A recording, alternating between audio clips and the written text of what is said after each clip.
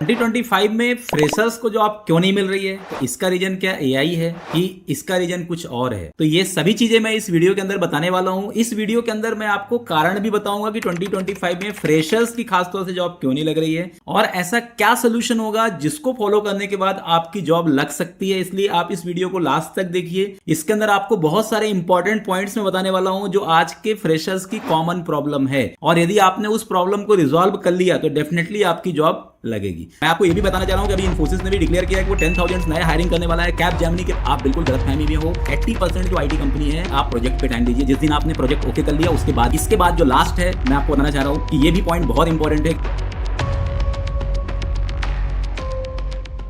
तो सबसे पहले मैं आपको ये बताना चाह रहा हूं कि देखो, मार्केट के अंदर एआई का इंपैक्ट है, लेकिन इतना भी नहीं है कि आपको जॉब ना लगे। आज भी बहुत सारी कंपनी ऐसी हैं जो रिक्रूटमेंट कर रही हैं। यदि आपको ये देखना है तो आप लिंक्डइन प्रोफाइल में जाकर के बहुत सारे कंपनी के करियर पेज में जाकर के देख सकते हो। उन कंपनी के वेबसाइट को विजिट करके भी देख सकते हो, उनके सोशल मीडिया प्रोफाइल चेक कर सकते हो। आपको बहुत सारे जॉब ओपनिंग मिलेंगे, ठीक है। जहां पर जॉब से फायरिंग हो रही है वहां पर जॉब में हायरिंग भी हो रही है। मैं आपको ये भी बताना चाह रहा हूं कि अभी इन्फोसिस ने भी डिक्लेयर किया है कि वो 10,000 नए हायरिंग करने वाला है। कैपजेमिनी के वेबसाइट के अंदर भी आप जाकर के देखो तो वहां पर भी अभी डिक्लेरेशन आया है कि 15 to 20,000 freshers level job they want to hire, ठीक है। तो हायरिंग और फायरिंग ये कंपनी का पर्टिकुलर क्या होता है, ये रूल्स होता है और ये करना भी जरूरी होता है, लेकिन आपको जॉब मार्केट के अकॉर्डिंग प्रिपेयर करना होता है। तो सबसे पहले मैं आपको बताने वाला हूं कि क्या रीजन है कि फ्रेशर्स की जॉब नहीं लग रही है। तो सबसे पहला पॉइंट ये है, not adopting to job market demand. मतलब जो आज के डेट में जॉब मार्केट में चाहिए उसको आप नहीं सीख रहे हो, उसके अलावा सब कुछ सीख रहे हो। मतलब आप यदि प्रोग्रामिंग भी कर रहे हो तो सिर्फ आप थ्योरेटिकल प्रोग्रामिंग कर रहे हो या सिर्फ प्रोग्रामिंग लैंग्वेज सीख लेते हो और उसके बाद एक रेज्यूम बनाते हो और अप्लाई करना चालू कर देते हो। दूसरा रीजन ये है कि ओवर सेचुरेशन है। मतलब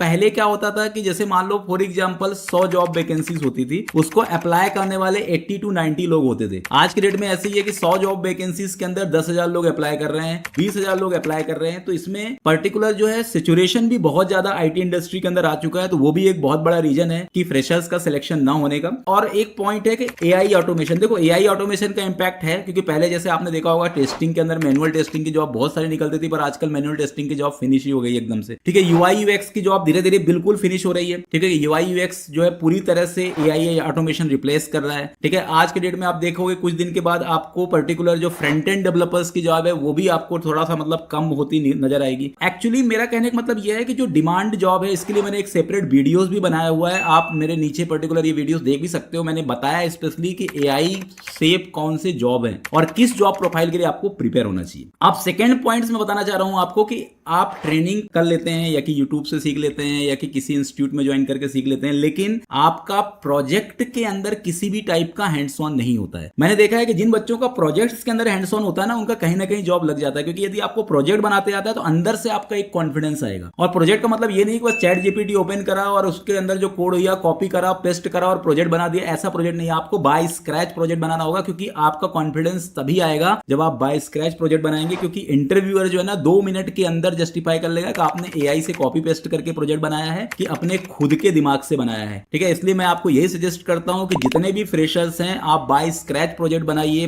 फ्रेश प्रोजेक्ट बनाइए, बिना किसी एआई के हेल्प के प्रोजेक्ट बनाइए। इससे आपका लर्निंग स्किल इंप्रूव होगा और आपका कॉन्फिडेंस स्किल बढ़ेगा। नेक्स्ट है आपका week communication and soft skills. इस पे भी आपको काम करना होगा। ये भी एक बहुत बड़ी वजह है। बहुत सारे फ्रेशर्स ऐसे हैं जो आज भी इस तरीके की सोच रखते हैं कि उनकी इंग्लिश एवरेज है या इंग्लिश नहीं आती है तो उनका इंटरव्यू निकल जाएगा। आप बिल्कुल गलतफहमी में हो। 80% जो आईटी कंपनी है वहां पर सॉफ्ट स्किल्स मैंडेटरी है। आपका कम्युनिकेशन स्किल अच्छा होना चाहिए, क्योंकि अब आपके जो कॉम्पिटिटर हैं उनका कम्युनिकेशन स्किल ऑलरेडी अच्छा है, ठीक है। तो सीधी सी बात है, यदि उनका कम्युनिकेशन स्किल बेटर और आपका पुअर है तो सिलेक्शन पहले उनका होगा, आपका नहीं होगा। ये चीज आप नोट कर लीजिए, इसलिए कम्युनिकेशन स्किल पे काम करिए। Same resume for every job. मतलब एक रेज्यूम आपने बना लिया, आपने कहीं से डाउनलोड कर लिया और वही रेज्यूम आप हर जगह भेज रहे हो। रेज्यूम आपको सेम नहीं बनाना है, जॉब प्रोफाइल के अकॉर्डिंग रेज्यूम बनाना है। इस पे भी आपको फोकस करना होगा। और एक बहुत ही इंपॉर्टेंट पॉइंट जो फ्रेशर्स की जॉब ना लगने की, कि आपका जो क्वालिफिकेशन है उसके अकॉर्डिंग आप टेक्नोलॉजी चूज नहीं करते। मैंने देखा बीकॉम वाला बच्चा जावा फुल स्टैक की तैयारी कर रहा है, मतलब वो कौन कंपनी की तैयारी कर रहा है, गूगल की तैयारी कर रहा है, माइक्रोसॉफ्ट की तैयारी कर रहा है, क्योंकि बीकॉम वाले बच्चे को सीधी सीधी सी बात है, जो टॉप जाइंट्स कंपनी वहां पर अप्लाई नहीं करना, उसको फ्रेश स्टार्ट करना है, कि स्टार्टअप के लिए प्रिपेयर करना और ऐसी टेक्नोलॉजी चूज करनी है जो स्टार्टअप यूज करती है। ठीक है, जावा फुल स्टैक हो गया, डेवऑप्स इंजीनियर हो गया, ये सब ऐसे पर्टिकुलर प्रोफाइल्स होते हैं जो बहुत बड़ी मल्टीनेशनल जो कंपनी होती है ना वो यूज करती है। सेल्सफोर्स प्रोफाइल हो गया, बड़ी कंपनी यूज करती है, छोटी कंपनी इस पे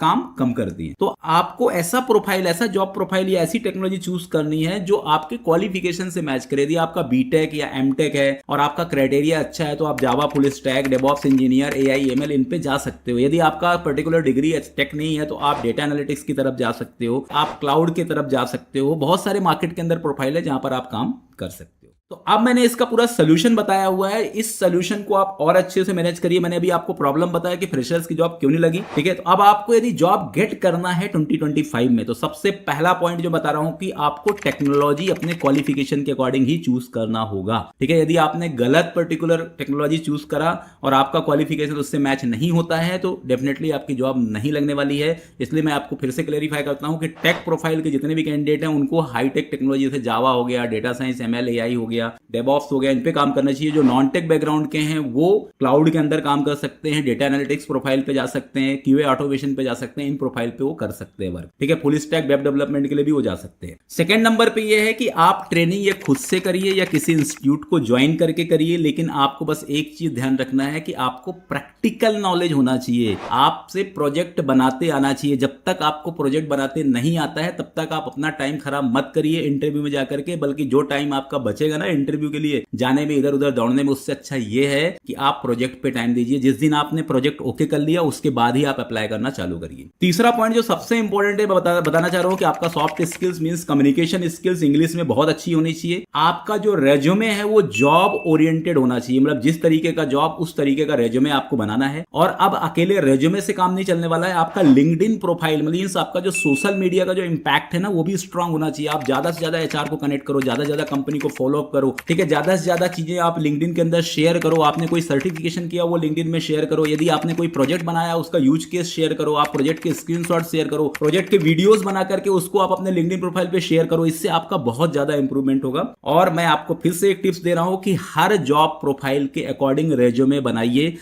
उस जॉब प्रोफाइल में जिन चीजों की डिमांड है वो अपने रेज्यूमे में लिखिए, उससे आपका रेज्यूम शॉर्टलिस्ट भी होगा और आप पर्टिकुलर सेलेक्ट भी हो जाएंगे। इसके बाद मैं आपको ये भी बताना चाह रहा हूं कि बहुत सारे लोग ऐसे हैं कि जो अभी भी जॉब के लिए प्रिपेयर कर रहे हैं। मैं आपको ये भी स्पेसिफाई करना चाहता हूं कि बहुत सारे पर्टिकुलर जॉब हैं जो फ्रेशर लेवल पे है ही नहीं। तो फिर आप सोचते हो कि आप फिर क्या करें, तो उसके लिए इंटर्नशिप भी है। क्योंकि अभी आपको ये पिच करना है, जैसे मान लो डेटा साइंस आपने सीखा, एमएल एआई सीखा, अब आपको पता है कि फ्रेशर लेवल की opening data science ML AI में नहीं है, तो आप इंटर्नशिप पिच करिए। ऐसे कंपनी में जाइए जहां पर स्टाइपेंड बेस्ड इंटर्नशिप हो या फ्री इंटर्नशिप हो। पहले आप ज्वाइन करिए, प्रैक्टिकल हैंड्स ऑन करिए, उसके बाद फिर आप उसी कंपनी को में प्रिपेयर करिए कि आपको पीपीओ मिल जाए, प्री प्लेसमेंट ऑफर मिल जाए और आप एक परमानेंट जॉब गेट कर सके। तो इस तरीके से आपको प्रिपेयर करना होगा, क्योंकि बहुत सारे प्रोफाइल जैसे डेवऑप्स हो गया, क्लाउड प्रोफाइल हो गया, data science ML AI profile हो गया, इन सभी प्रोफाइल में डायरेक्टली फ्रेशर लेवल की जॉब ही नहीं है। पहले आपको इंटर्नशिप करना होगा, उसके बाद ही आपको जॉब मिलेगी। तो इसके लिए भी आपको प्रिपेयर होना पड़ेगा। इसके बाद जो लास्ट है मैं आपको बताना चाह रहा हूं कि ये भी पॉइंट बहुत इंपॉर्टेंट है कि यदि आपने प्रोजेक्ट बना रखा है,